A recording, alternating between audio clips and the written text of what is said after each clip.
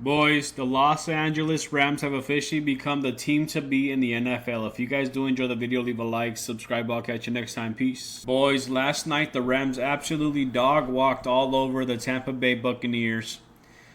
This team is being led by Matthew Stafford. Last 8 games, he has 25 touchdowns, 0 picks. He has a streak tied with Tom Brady for most touchdowns without a pick.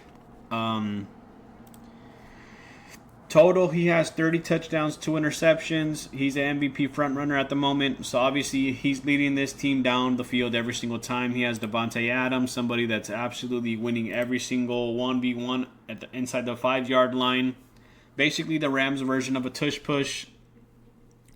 It's really strong. I think that anytime you're playing man within the 5-yard line, Matthew Stafford's going to target Davante Adams. He's getting the most targets within the red zone. And it's scary because their relationship, that connection is not completely there yet. They have 11 games together, and it hasn't really been like they didn't really have a whole preseason, or a whole offseason together because Matthew was injured with a back problem. It's funny because he had these back problems within the training camp, and everybody was talking about like, oh my God, is Matthew Stafford going to retire? We obviously signed him to a big contract. Everybody thought we were crazy for that one. And then he has back problems. Then we signed Davante Adams. And then you see Jimmy Garoppolo taking first team snaps within training camp. And now you have Matthew Stafford. Fast forward 10 weeks out. Matthew Stafford is a front runner for MVP. And plays for arguably, I would say in my opinion, the best team in football. The Eagles lost yesterday to the Cowboys. Drake May looked pretty bad against the Bengals. But right now, top to bottom, the Rams have one of the best rosters. They have one of the best offenses, defenses. And then special teams is kind of where they're lacking.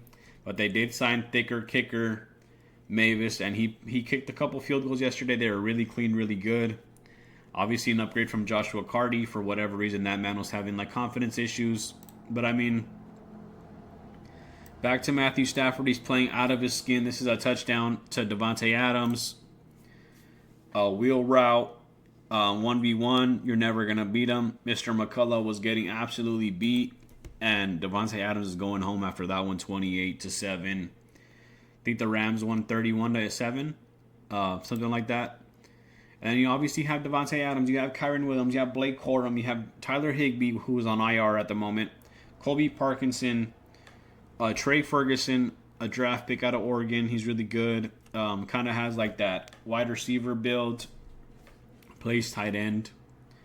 And it's funny because Puka Nacua is super similar to that, right? He has this like bulky, strong wide receiver body, but he kind of plays like a tight end a little bit. And then you have Matthew Stafford. Most receiving yards in an NFL season. You have Calvin Johnson, Cooper Kupp, and then you have Puka on pace to beat this. I think this was last week or a month and a half ago. So a common denominator, obviously, being Matthew Stafford and how well he's playing. He's always been a great quarterback, but never gets the recognition. Matthew Stafford's the type of dude that doesn't get roughing the passer calls.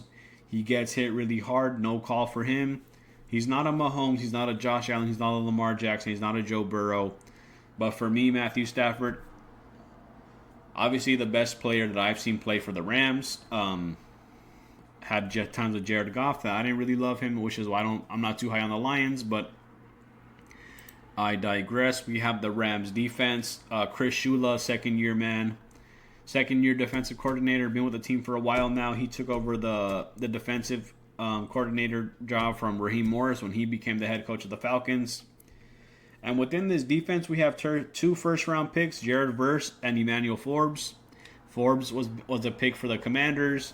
They traded him away because he didn't really live up to those expectations. He's a small dude. I think he's 6'1", 180 pounds. He's small. He's not very strong. But yesterday, he played one of the strongest games I've ever seen from a corner. Everywhere you look, this guy was breaking up a pass, getting his hand within arms. Just basically pitched a perfect game, and we have 4 undrafted starters. We obviously fleeced the crap out of the Falcons. Number one, we took the first round pick. We traded our first round pick for the next year's first round pick, and they're playing really bad at the moment. So we have like the 11th overall pick or the 9th overall pick in the next year's draft. And then we have Nate Landman, obviously playing out of his skin. I think he has 4 forced fumbles. And I can't really say too much about that guy. I can't say enough about him. He signed a contract 3 years. I think it was like $30-something million, 12 guaranteed. And dude deserves it. We have Cobie Durant. Who else we have up there? Poona Ford we got from the Chargers. Byron Young out of Tennessee. That dude's really good. He was leading the league in sacks for a while before Myles Garrett was absolutely went on a tear. So we have the second fewest points allowed, 4th most turnovers forced. And we're really making quarterbacks look pretty average back there. Obviously, we're getting pressure. We're doing well in coverage. I think we only had 1 injury so far. That was to Quentin Lake. I think everybody else is healthy, so that's a good sign. Cameron Kinchins is playing really well. And then you obviously have Mr. Sean McVay. Sean McVay, I believe, in my opinion, is the best head coach in the league. Something I love about him is all his players buy into what he's selling. Every single Davante Adams, Jared Verse, Matthew Stafford, old Cooper Kupp interviews. Every single interview from those people, they regurgitate everything that Sean McVay said within his interview. So he rewired their brain to buy into what he's selling. He just has all his men, all hands on deck, and I think it's great because every single ex-player of his has talked about how much they love Sean. You've seen it with Baker Mayfield. You've seen it with OBJ, Davante Adams now. So you have ex-players, you have new players talking about, man, I love playing for Sean. I've never had so much fun playing. And I think that Sean McVay really takes the football side out of things and puts the human side in. So he really talks to them not only as players, but as dudes, as guys, as humans, so as people. So I think Sean does that really well.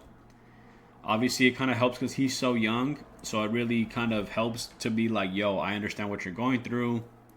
We're all within the same kind of age gap, and we're all young in terms of the game. But I'm still a leader. We're still a leader. Coaches, top to bottom, everybody buys into what they're selling. I think the Rams are just a cohesive unit at the moment. I think that the sky's the limit for them. Obviously, you don't want to peak too fast. You don't want to peak too early. There's a long season ahead. And he talks about being in the moment all the time. And that's kind of what that means, right? Is don't look too far ahead. Within this quote, he talks about, do you remember who was in first place with 6 weeks left last year? Me neither. So he obviously downplays how well his team is doing by saying like, yo, that doesn't mean nothing. Just because you're in first place now doesn't mean you'll be in first place next week or the week after or the week following. And it doesn't really matter if you are or you're not. The only thing that matters is going to the Super Bowl and winning it. And that's kind of everybody's mindset within that locker room. But let me know what you guys think about the Rams' chances to win a Super Bowl, where you rank them within your power rankings. If you guys did enjoy the video, leave a like, subscribe. I'll catch you next time. Peace.